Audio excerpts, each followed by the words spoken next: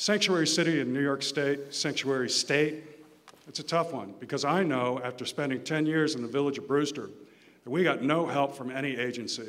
No matter how many times we met with Immigrations and Customs Enforcement, no matter how many times we met with the FBI and the state troopers and the Putnam County Sheriff's Department, it took our own initiative in that community of forming a police department for the first time in over 30 years, bringing it back on the streets, of saying, we're not going to make any statements about race, color, or creed. We're going to enforce the laws of our community.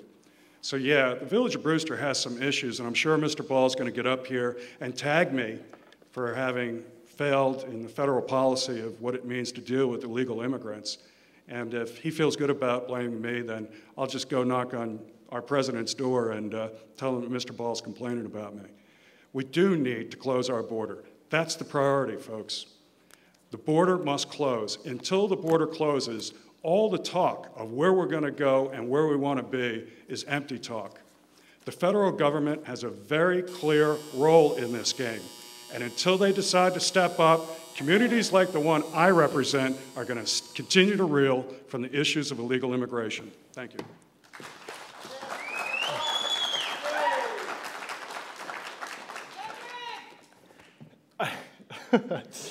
Cabaret night, folks. Okay, so here we go. Just to go back to the last one, he told you that that 5 cents a bottle was going to go towards helping us with MS4. Remember they told you that those dollars from the lottery were going to help fund education? Another promise from a guy who just doesn't understand the legislature. You know what? I got to tell you, he says that Senator Libel stood up on the driver's license issue in New York State. I held the first hearing on the issue in Manhattan. And not only was Senator Libel not there and refused to be there, but Senator Bruno tried to keep me out of the room. In fact, they tried to stop the show until they realized that Fox News, CNN, the New York Post, the New York Times were all showing up. We started the media firestorm against that, and I will take credit and give it to my office that made that happen in the state of New York. Now, nothing so underlines the failed leadership of this mayor. The reality is, I'll just read his quotes. Journal News, John Degnan said he favors the plan to convert Village Hall. You want Town Hall to be converted? Convert Village Hall into a community center, which would include a hiring area for illegal aliens. Next, he said, Degnan detailed his plan to facilitate the illegal alien population, stating, it's not about enforcement.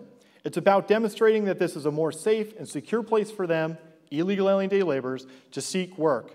Next quote, this is a real humdinger. Undocumented immigrants should not be lumped together and categorized as criminals. Well, John, they are criminals, and people who employ them are criminals as well, and the laws are on the books. And what happened in the Village of Brewster, he's right. The Village of Brewster was not overrun by illegal contractors and landlords overnight. It happened over 10 years on this man's watch as he used taxpayer dollars to provide health care, social services, and education to illegal aliens. Your track record in the Village of Brewster, working with a foreign government to hand out ID cards months before Spitzer did the same thing, and me and my team stopped you at that, is atrocious and has been quoted by Homeland Security experts as being a national security nightmare. Which side of the aisle? Which side of the aisle? Huh? Which side of the aisle? Which side of the aisle? Okay. Question number 9, Mr. Ball will go first. Do you support a statewide comprehensive energy plan that would reduce greenhouse gas emissions and our dependence on fossil fuels?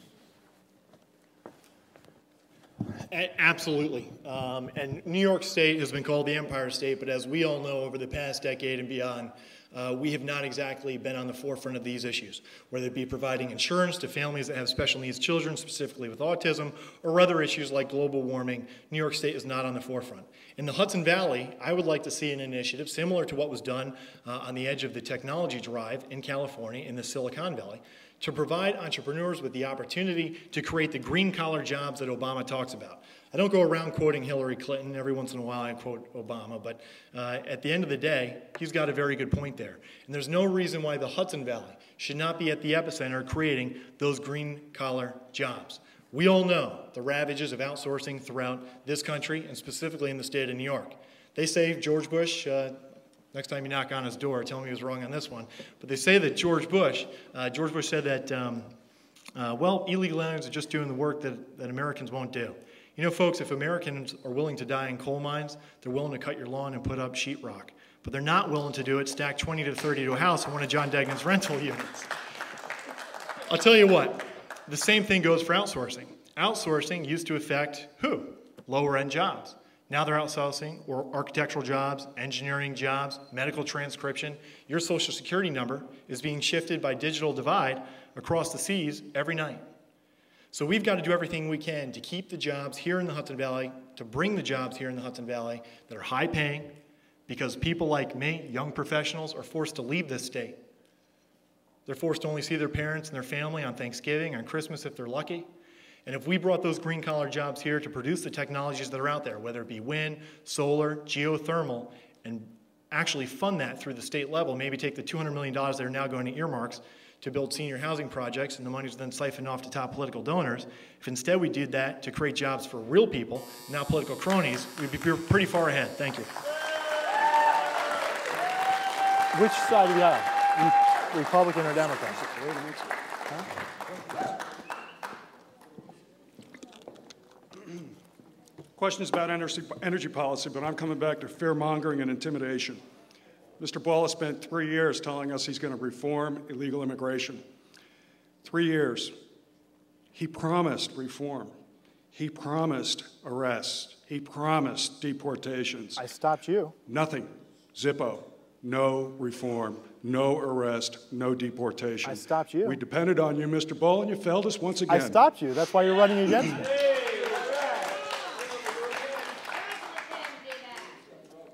Mr. Ball talks proudly about doing away with outsourcing. Before Exceed Development knew it was in the development world, they did some pretty good outsourcing. Pauling Rubber Company saw a bunch of jobs exported to India. That was his initiative. He's the guy that's sitting in the assembly right now telling us we have to bring jobs back. His people exported jobs from Pauling to India. That's a lot. Now, energy policy.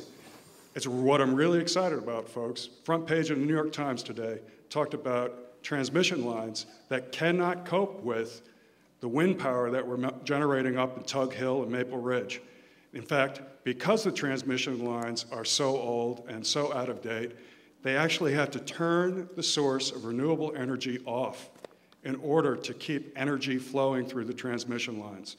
New York Times talked about it being a $60 billion infrastructure program.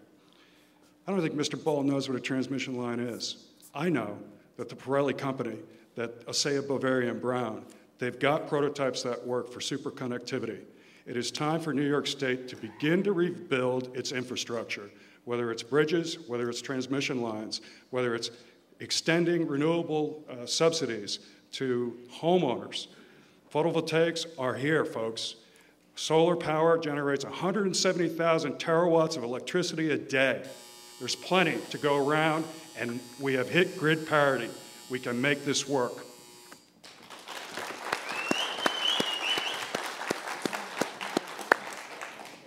Okay, this will be question number 10 of the North County News editorial board questions, and then we will switch over to asking questions that members of the audience submitted and that we selected to, of course, avoid duplication. Question number 10, and this is a different kind of question. It's more generic. If you had, and Mr. Degnan will go first, if you had to select one life experience that most influenced your commitment and suitability for public service, what would it be? Mr. Degnan.